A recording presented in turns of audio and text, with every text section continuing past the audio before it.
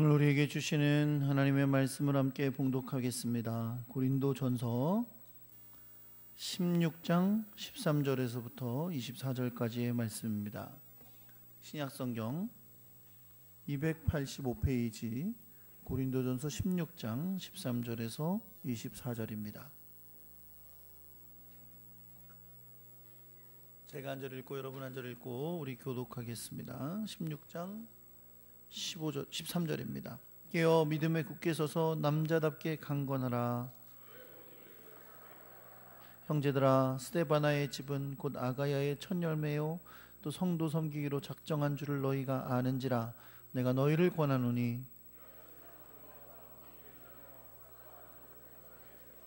내가 스데바나와 부드나도와 아가이고가 온 것을 기뻐하노니 그들이 너희의 부족한 것을 채웠음이라.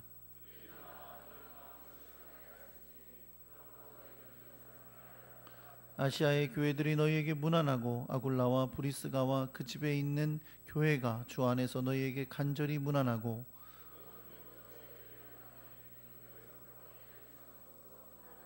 나 바울은 친필로 너희에게 문안하노니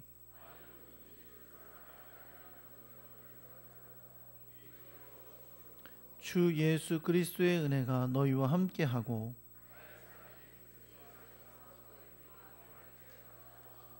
아멘.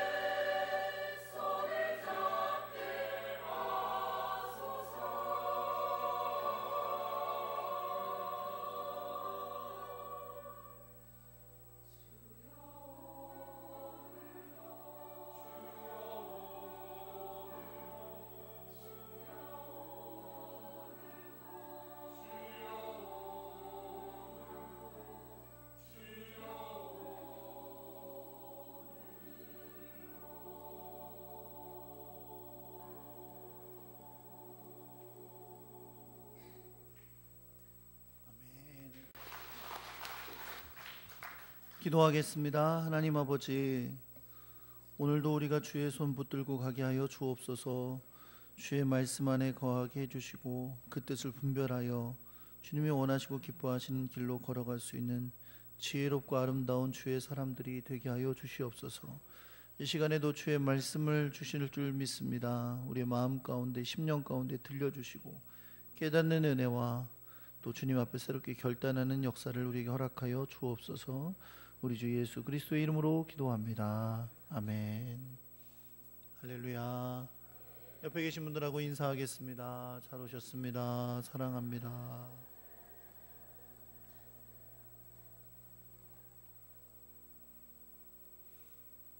하나님의 사랑과 은혜와 축복이 여러분과 함께 하시길 예수 그리스도의 이름으로 축원합니다.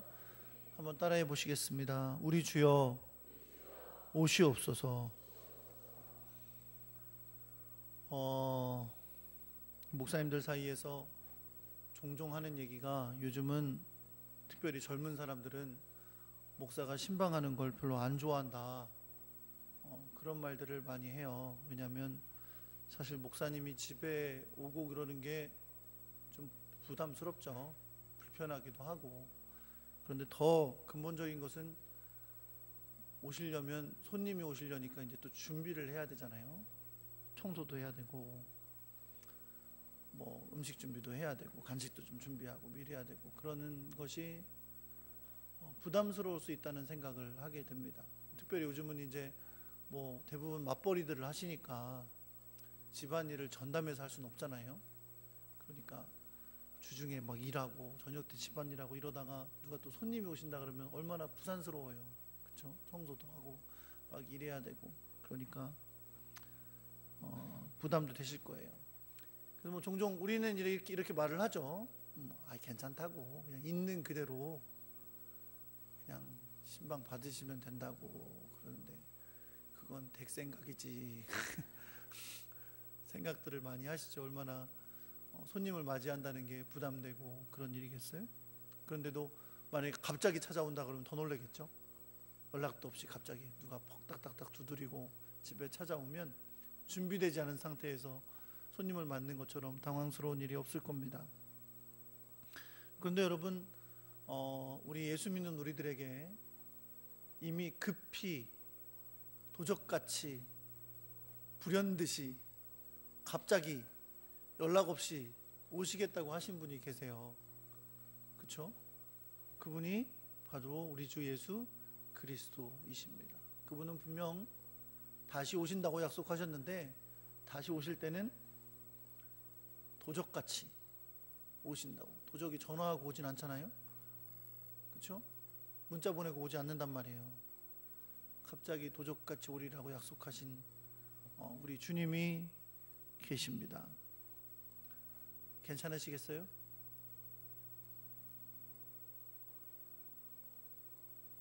주님이 도적같이 우리에게 오신다고 하는 말은 우리에게 항상 준비해야 한다는 사실을 깨우쳐 줍니다. 도적같이 오실 거니까 준비해야죠. 주님 만날 준비 해야 될 줄 믿습니다. 네. 한 사람이 함께 밭을 갈다가 한 사람은 가고 한 사람은 남는다고. 함께 맷돌 갈다가 한 사람은 가고 한 사람은 남겠네. 그렇게 말씀하고 있는데 우리가 주님 만날 준비, 언제나 우리 주님 언제 오실지 모르지만 그분을 만날 준비가 돼야 하는 여러분과 제가 되어야 할 줄 믿습니다. 근데 뭘 준비합니까?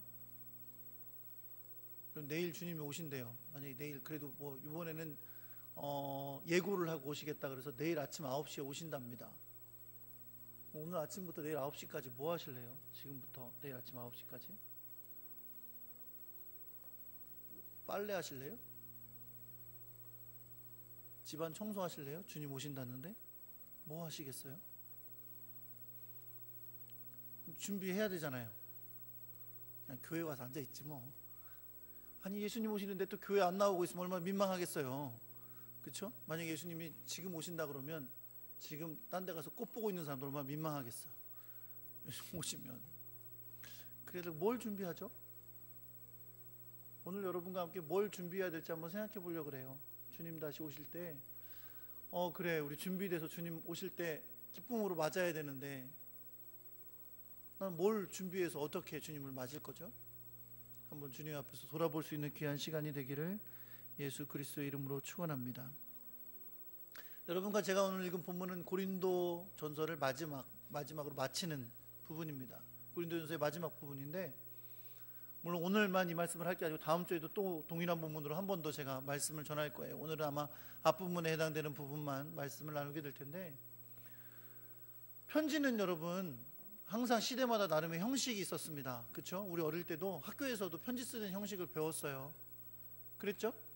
그래서 머리 처음에 쓸 때는 이렇게 쓰고, 뭐 중간에 이렇게 쓰고, 마칠 때는 이렇게 쓰고, 그렇게 배웠었어요. 그래서 처음에 주로 쓸 때는 뭐 건강하십니까? 어떻게 잘 지내십니까? 간에 두루 평안하십니까? 또 뭐 이런 내용들을 쓰도록 그렇게 가르쳤는데, 우리도 편지 쓸 때 항상 마무리하는 부분에 또 마무리하는 말들을 쓰잖아요. 그렇죠? 꼭 쓰는 말이 뭐예요? 그럼 이만 줄이겠습니다. 이런 말들을 꼭 쓰고서 편지를 마무리하고 하는데, 이 사도 바울의 당시에도 편지를 쓸 때에 마무리하는 형식들이 있었어요. 그래서 사도 바울의 쓴 서신들을 다 보면 거의 끝에 부분이 다 비슷하게 형식이 되어 있는 것을 볼 수 있습니다. 그래서 주로 마지막 권면을 합니다. 이제 전체 편지를 다 썼잖아요. 그 편지를 정리하는 마지막 권면의 말을 몇 마디 하고 나서 그 다음에 문안 인사를 해요. 주로 그 문안 인사엔 사람 이름들이 나오죠. 누구누구누구가 너에게 문안하노라, 누구누구누구가 너에게 문안하노라 라고 하면서 문안의 인사를 하고, 맨 마지막에는 축도를 합니다. 축복의 말을 하고 편지가 끝마쳐지는 것을 볼 수 있어요. 그런데 여러분, 이렇게 쓰여져 있지만 사실 형식 가운데서 마지막 권면의 말을 하는 것은 매우 중요한 말씀이에요. 왜냐하면 이 권면의 말을 몇 마디밖에 하지 않지만 이 권면의 말이 전체 앞의 내용을 요약하고 정리하는 매우 중요한 말씀이 들어있기 때문에 그렇습니다. 오늘 여러분과 제가 함께 나눌 말씀도 바로 그 권면의 몇 마디 말씀인데, 이 말씀이 고린도전서 전체를 통해 사도 바울이 고린도 교회에 하고 싶었던, 주의 뜻 가운데 하고 싶었던 매우 중요한 선언이기도 합니다. 그런데 이 내용을 잘 살펴보니까 저는 이것을 이렇게 정리할 수 있었어요. 한마디로 뭐였냐면, 한번 따라해 볼까요? 종말을 대비하라. 다시 한번 해볼게요. 큰 소리로 좀 하세요. 톤도 좀 높여서. 종말을 대비하라. 할렐루야. 네, 이렇게 정리를 할 수 있을 것 같더라고요. 이 마지막 권면은 우리에게, 성도들아, 종말을 대비해야 된다, 말세를 준비해야 된다 라는 명령으로 들을 수 있었어요. 사랑하는 반석교회 성도 여러분, 종말이 뭡니까? 여러분, 우리에게 종말이라는 게 무엇일까요? 여러분, 예수 믿는 사람들은요, 세상의 사람들 혹은 다른 종교를 가지고 살아가는 사람들과 뭐 여러 가지 차이점이 있어요. 그런데 가장 중요한 차이점 중에 하나가 인생을 바라보는 눈입니다. 인생관이 달라요. 한마디로 말하면 이런 거죠. 어떤 사람들은 인생을 생각할 때 이렇게 생각해요. 내가 태어났고 내 생명이 끝나면 내 인생은 끝이다. 내 인생이 끝나는 날 내 모든 것은 다 종말이다 라고 그렇게 생각하는 사람이 많아요. 주로 서양 사람들이 그렇게 생각합니다. 서양 사람들은, 예수 믿지 않는 사람들은 그냥 자기가 생명이 있어서 태어났고 과학적으로 내 육체가 살다가 늙어서 죽게 되면 내 인생은 끝이다, 그렇게 인생의 종말을 정리하는 사람들이 있어요. 근데 우리나라 사람들 같이 주로 이제 불교 문화와 연관되어 있는 사람들, 불교나 샤머니즘과 오랫동안 섞어서 살았던 이 사람들과 혹은 인도를 중심으로 한 힌두교를 믿는 사람들은 순환적인 인생관을 가지고 있어요. 이걸 우리가 윤회라고 하죠. 윤회.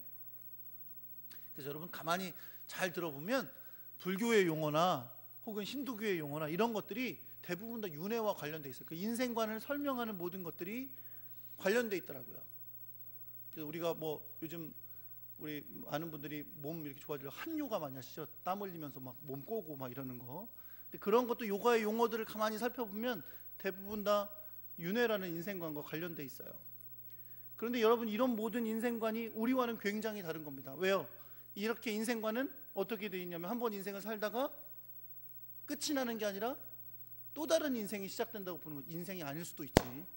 다른 걸로 태어날 수도 있으니까 그렇게 인생이 순환되며 계속 돌아간다라고 믿는 거죠. 이건 영혼이 불멸하는 것처럼 계속 돌아간다고 믿는 겁니다.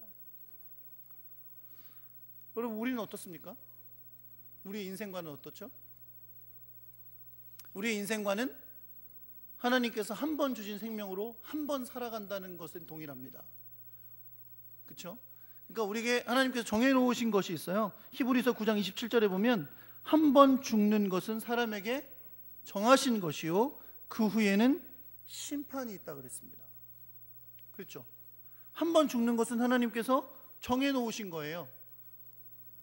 인간을 창조하신 하나님께서 우리 인생에게 정해놓으신 인생의 길이에요. 한 번 죽는 것은 다 정해져 있어요. 그렇죠? 그리고 그 후에 뭐가 있다? 심판이 있다. 그 후에는 반드시 심판이 있다고 가르쳐주고 계십니다. 그 후회가 있긴 있어요. 있긴 있는데 그 후엔 심판이 있다고 말씀하고 계신 거죠. 이걸 여러분 우리가 개인의 종말이라고 말하는데 우리 개인은 다 분명히 종말이 있다는 겁니다. 그렇죠? 그리고 종말 이후의 삶에 대해서 우리가 종말 이후의 삶이 있는 것은 아니지만 주님이 부활하게 되잖아요. 주님이 다시 오실 때 부활의 삶에 있어서 그 이후의 삶이 결정되는 모든 것은 우리가 하나님께서 한 번 주신 인생의 처음부터 끝까지 있는 인간의 개인의 종말이 끝날 때 그것은 이미 결정된다는 거예요. 이것이 하나님께서 우리에게 주신 인생의 종말입니다. 또 하나 기독교에서 말하는 또 다른 종말이 있는데요. 그 종말은 뭐냐면 주님이 심판의 주로 오시는 날 이루어지는 종말입니다. 그날 새하늘과 새 땅이 열리는 날이고 하나님께서 말씀하신 영원한 나라가 이루어지는 하나님 나라가 완성되는 날입니다. 우주적 종말이 이루어지는 날이죠. 그날은 믿는 자들에게는 부활의 날이고 영원한 날이고 영원한 하나님의 나라에 들어가는 날입니다. 그러나 믿지 않는 자들에게는 그날 심판의 날이 있는 것이죠. 우리가 부활에 대해 함께 나누었던 것처럼 우리가 부활하고 영원한 하나님의 나라가 완성되는 그날 주 안에서 죽은 자들은 생명의 부활을 하게 될 줄 믿습니다.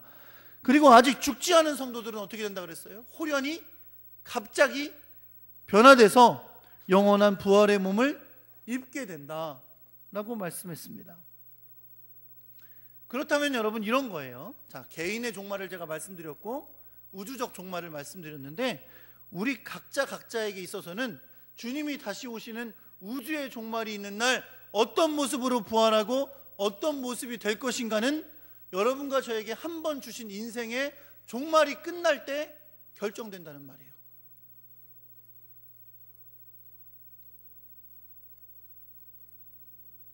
그렇기 때문에 우린 이렇게 이해해야 되는 거죠.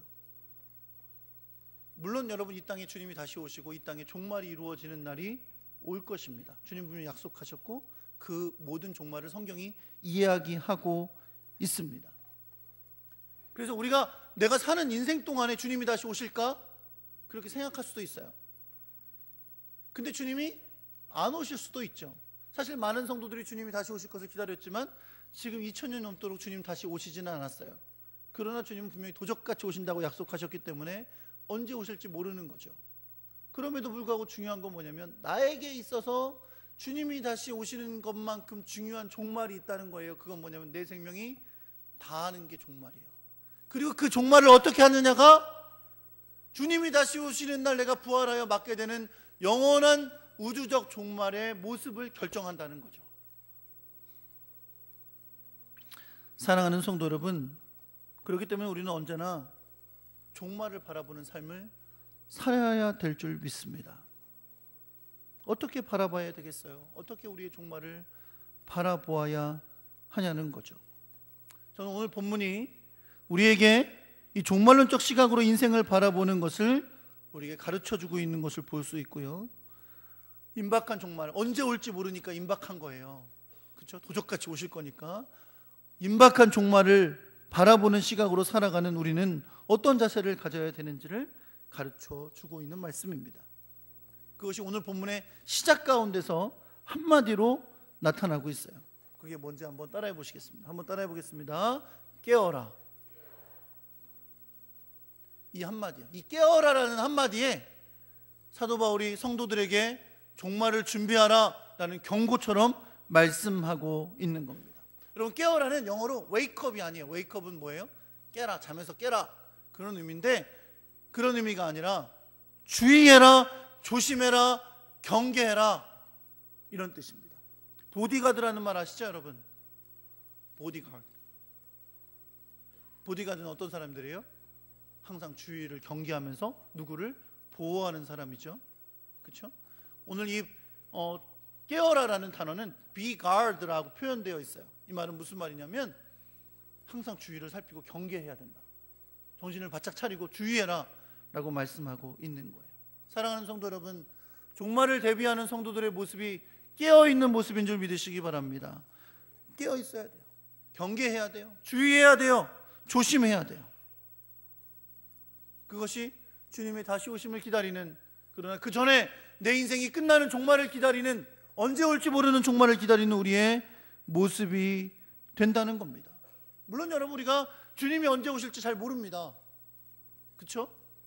주님이 언제 오신데 안다 그러면 이단이에요. 모르는 게 정상이에요. 주님이 언제 오실지 몰라요.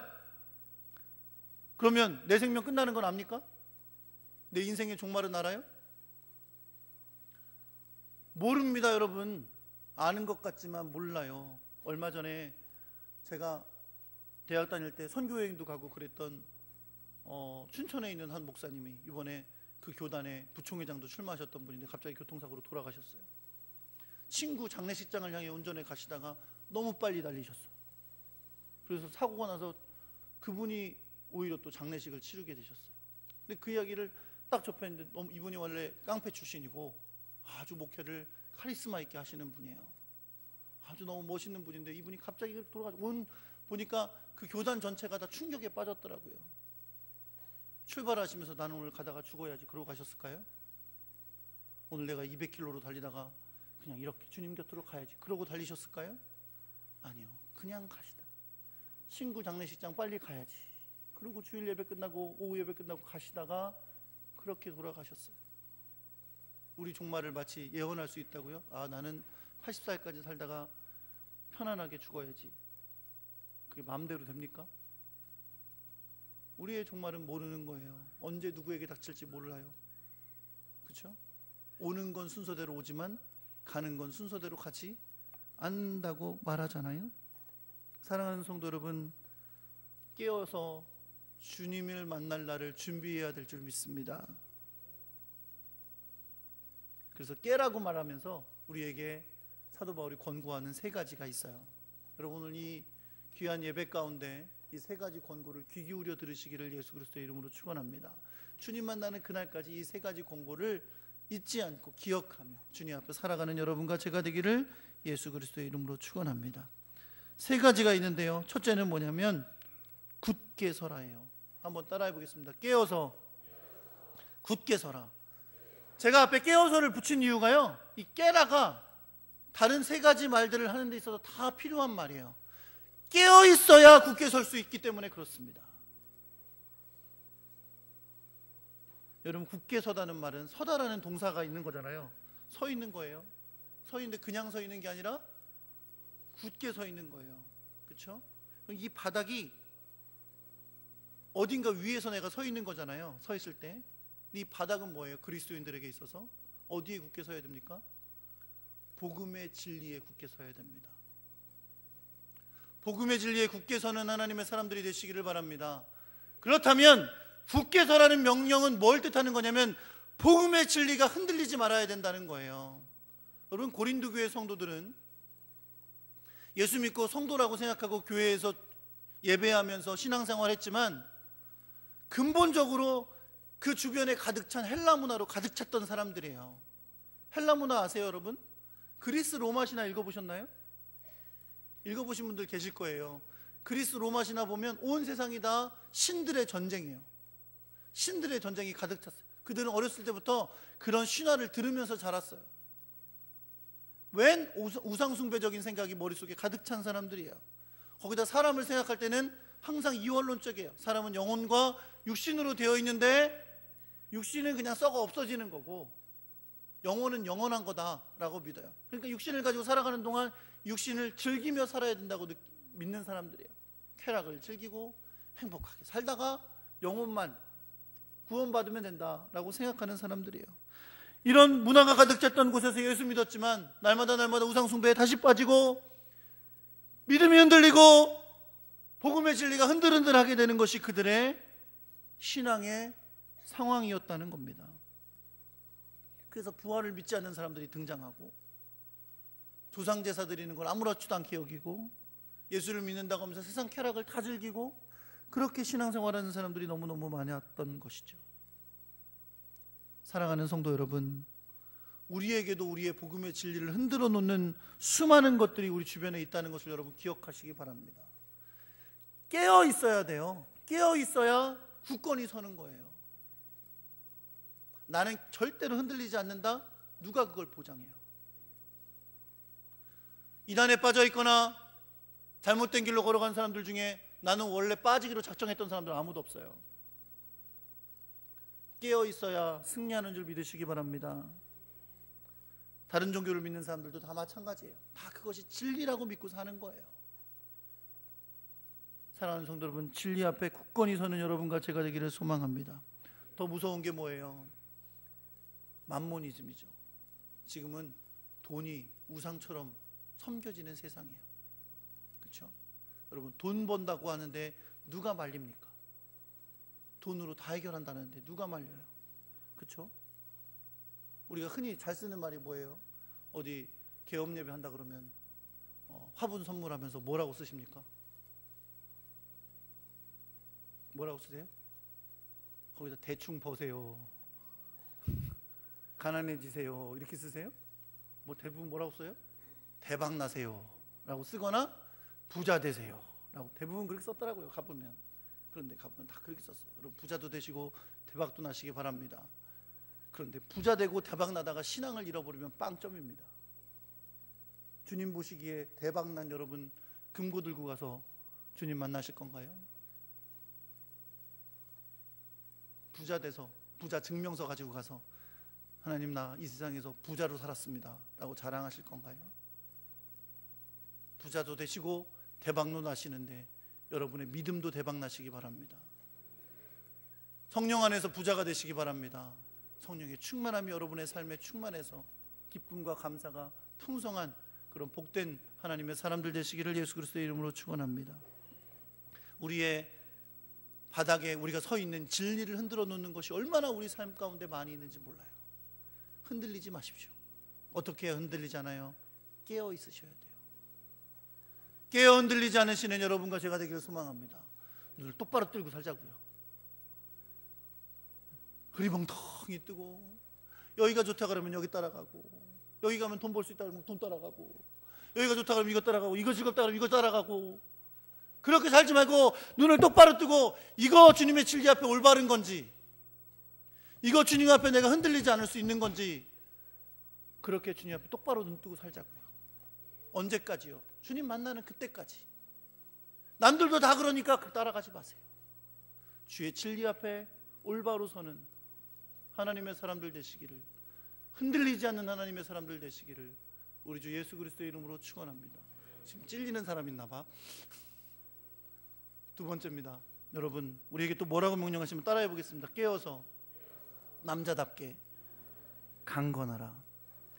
이 말씀 들으니까 여자분들은 안 들어도 되겠구나 생각하시는 분들 계실지 모르지만 그런 뜻이 아니에요. 여러분, 이 당시 사회에 남자는 첫 번째 덕목이 뭐냐면 용기예요. 용기. 왜냐하면 남자들은 전부 다 전쟁에 나갈 준비가 되어 있는 사람들이어야 돼요. 그러니까 용기가 첫 번째 덕목이에요. 그러니까 남자답게 강건하라는 의미는 뭘 담겨 있냐면 용기를 가지라는 의미가 담겨 있어요. 여러분, 초대교회 성도들, 고린도교회를 비롯한 초대교회 성도들은 언제나 박해의 앞에 있었어요. 유대인들은요, 자기들이 죽은 예수를 믿는 그리스도인들을 좋게 봤겠어요? 날마다 그들을 박해하고 회당에서 쫓아내고 그들의 공동체 가운데 왕따를 시켰어요. 예수 믿는다고 돌로 쳐 죽이려고 하고요. 로마 정부 아래 사는 사람들은요, 그 당시 로마 정부는 황제 숭배 사상을 갖고 있던 사람들이에요. 황제가 왕이고 곧 신이에요. 그런 그들은 예수를 믿는 사람들, 예수 그리스도를 주로 고백하는 사람들을 매국노 취급하며 박해했습니다. 그런 위기 가운데 사는 사람들에게 지금 권고하고 있는 거예요. 용기를 내라. 흔들리지 마라. 너를 넘어뜨리려고 하고 약하게 만들려고 하고 두렵게 만들려고 하고 의심하게 만드는 그 모든 것 가운데서 용기를 내고 서 있으라고 명령하고 있는 줄 믿으시기 바랍니다. 사랑하는 성도분, 예수 믿고 살다 보면 왜 어려움이 없어요? 와, 나 예수 믿는다고 조롱하는 사람들 있어요. 그렇죠? 사회생활 하는데 예수 믿는 거 되게 불편해요. 회식 자리 가면 불편하죠. 또 뭐 주일날 등산 간다 그러죠. 이러면서 어렵게 하는 일들도 너무너무 많아요. 여러분, 용기를 잃게 만드는 일이 왜 없어요? 있습니다. 그러나 용기를 가지시길 바랍니다. 믿음으로 승리하시기를 예수 그리스도의 이름으로 축원합니다. 흔들리지 않게 주님 앞에 굳건히 서도록 용기를 가진 하나님의 사람들이 될 수 있기를 우리 주 예수 그리스도의 이름으로 축원합니다. 근데 여러분, 용기를 가지려도 깨어 있어야 돼요. 깨어 있어야 용기 갖는 거예요. 내가 흐물흐물하게 잠자면서 있으면 용기를 낼 수가 없어요. 두려우면 넘어지는 거죠. 무서우면 포기하는 거죠. 도망가는 거죠. 주저앉는 거죠. 깨어 주의 말씀 앞에, 주의 은혜 앞에 서 있어야 내가 승리하게 되는 줄 여러분 믿으시기 바랍니다. 성경에 보니까 주님이 오심이 오면 보게 될수록, 왜 이러냐, 주님의 가까이 오심을 보게 될수록 박해와 어려움이 더 많다 그랬어요. 이건 성경이 말하고 있는 진리예요. 주님이 오실 때가 가까이 되면 박해와 어려움이 더 많다 그랬어요. 우리는 잘 모르는 거죠. 지금 우리는 좀 편안하니까. 그렇죠? 그러나 여러분, 지금 지구 반대편에서는 예수를 믿는 것이 목숨 거는 것과 동일한 사람들이 너무나 많이 있습니다. 그 박해 속에서도 변함없이 주를 믿는 사람들이 있는 줄 믿으시기 바랍니다. 용기를 내세요. 아, 내가 이렇게 하다가 내 삶을 잃을 것 같아요? 나를 두렵게 하는 게 있죠. 아, 나 이렇게 예수만 열심히 믿다가 망하는 거 아니야? 아니요. 주님 앞에서 용기를 가지시기 바랍니다. 주님이 여러분을 도우시고 함께하여 주실 줄 믿으시기 바랍니다. 세 번째입니다. 따라해 보겠습니다. 깨어서 모든 일을 사랑으로 행하라. 주님이 오심을 가까이 볼수록 이 세상은 사랑이 식어진다고 말씀하셨습니다. 교회도 처음에 교회가 가졌던 사랑스러운 공동체, 섬기는 공동체, 나누는 공동체는 점점 약해지고 조직화되고 계급화돼서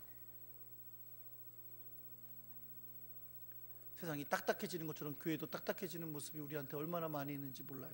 사랑하는 성도 여러분, 모든 일을 사랑으로 행하는 것이 주님을 만나기 위한 준비인 것을 믿으시기 바랍니다. 고린도 교회가 그렇게 은사가 많고 풍성한 교회였지만 고린도 13장 전체를 통해서 사랑이 중요한 것을 사도 바울이 가르쳐 줬던 것처럼 이 세상의 모든 것 가운데 그 무엇보다 귀한 것이 사랑임을 기억하고 모든 일을 사랑으로 행할 수 있는 여러분과 제가 되기를 우리 주 예수 그리스도의 이름으로 축원합니다. 이 사랑도 깨어 있어야 하는 거예요. 왜요? 사랑해야지 라고 깨어 있어야지. 아, 내가 미워하는 마음이 드네. 아니야. 사랑해야지. 깨어 있어야 되는 거야. 미워하는 마음 들면 미워하고, 싫어하는 마음 들면 싫어하고, 때려주고 싶으면 때려주고, 욕하고 싶으면 욕하고. 그게 아니라 깨어서, 아니지, 사랑하라고 하셨지. 욕하고 싶어도 참고, 미워하고 싶어도 도시 용서하고, 원수 삼고 싶어도 또 용서하고, 그렇게 사랑함으로 주님을 만나는 그날까지 살아갈 수 있는 여러분과 제가 되기를 예수 그리스도의 이름으로 축원합니다. 편지를 마무리하는 부분에 사도 바울이 이렇게 명령해요. 경고와 선언이 들어있는데, 만일 누구든지 주를 사랑하지 아니하면 저주를 받을지어다. 우리 주여 오시옵소서. 사랑하는 성도를 한번 따라해 볼까요? 우리 주여 오시옵소서. 이게 아람어로는 마라나타입니다. 마라나타가 우리 주여 오시옵소서라는 뜻이에요. 여러분, 어떻게 이렇게 말씀하실 수 있으시겠어요? 우리 주여 오시옵소서. 주여 지금 오시옵소서. 지금은 곤란한데 지금 오시면 내가 조금 그런데 근데 그럼 뭐 1년 뒤쯤 괜찮으시겠어요? 1년 뒤쯤에는 괜찮을까요? 1년 뒤에 오시면 괜찮아요? 10년 뒤에 오시면 괜찮으시겠어요? 사랑하는 성도 여러분, 그래서 주님이 도적같이 오신다는 거예요. 주님은 도적같이 오십니다. 우리가 지금도 이 순간도 주님을 만날 준비가 되어 있어야 될 줄 믿으시기 바랍니다. 주님 다시 오신 날 주님을 사랑한 걸 포기한 사람들은 저주를 받을 거예요. 그러나 주님을 사랑하는 자는 주님 안에서 구원받고 영원한 하나님 나라에 들어갈 텐데, 그날 주님을 아름답게 만날 수 있는 여러분과 제가 되기를 소망합니다. 말씀의 진리에, 생명의 진리에, 복음의 진리에 굳건히 서고, 비록 이 세상에 우리 나를 넘어뜨리려고 하는 수많은 어려움과 박해가 있지만 용기를 내어 믿음 안에 굳건히 서고 일평생 주님 만나는 그때까지 모든 일을 사랑으로 행하다가 주님 만날 수 있는 여러분과 제가 되기를 우리 주 예수 그리스도의 이름으로 축원합니다. 이 모든 준비를 위해 깨어 있어야 돼요. 잠자면 결코 이렇게 준비할 수 없습니다. 깨어 준비하는 여러분과 제가 되기를 예수 그리스도의 이름으로 축원합니다. 그래서 여러분, 제가 뻔하디 뻔한 결론으로 오늘 말씀 마치려고 그래요. 정말 뻔해요. 하도 많이 들어서 지겨울 정도로 뻔해요. 예수님께서 겟세마네 동산에서 기도하시다가 제자들에게 오셨습니다. 뭐 하고 있었어요? 자고 있었어요. 얼마나 피곤하겠어요, 여러분. 전 다 이해가 돼요. 얼마나 피곤하겠어요. 자고 싶었겠죠. 자꾸 눈이 감기는 걸 어떡해. 알람이 울려도 못 깨는 걸 어떡해. 예수님이 계속 오셔서 말씀하셔서 또 잠드는 걸 어떡해. 그런데 그런 그들을 향해 예수님은 이제 너희를 다 이해할 만하니까 그냥 자라라고 하신 게 아니라 뭐라고 말씀하세요? 시험이 들지 않게 기도하라. 마음에는 원이로되 육신이 약하도다. 사랑하는 성도 여러분, 깨어있고 싶으신가요? 누가 진리 앞에 굳건히 서고 싶지 않아요. 누가 용기 내서 주를 섬기고 싶지 않아요. 누가 모든 것을 사랑으로 행하고 싶지 않아요. 다 그러고 싶어요. 그런데 마음에는 원인데 육신이 약합니다. 그럼 어떻게 해야 돼요? 깨어서 기도해야 돼요. 기도하는 자가 준비하는 거예요. 기도하는 자가 주님 만날 준비하는 건 줄 믿으시기 바랍니다. 사랑하는 성도 여러분, 기도에 헌신하세요. 왜 기도 안 하면서 사세요? 기도하셔야 돼요. 기도하셔야 돼요. 기도 외에 다른 답이 없어요. 기도가 우리가 주님을 만날 준비하는 것임을 믿으시기 바랍니다. 기도하는 하나님 사람들, 그래서 주님 만날 때 아름답게 주님 만나는 하나님의 사람 될 수 있기를 우리 주 예수 그리스도의 이름으로 축원합니다.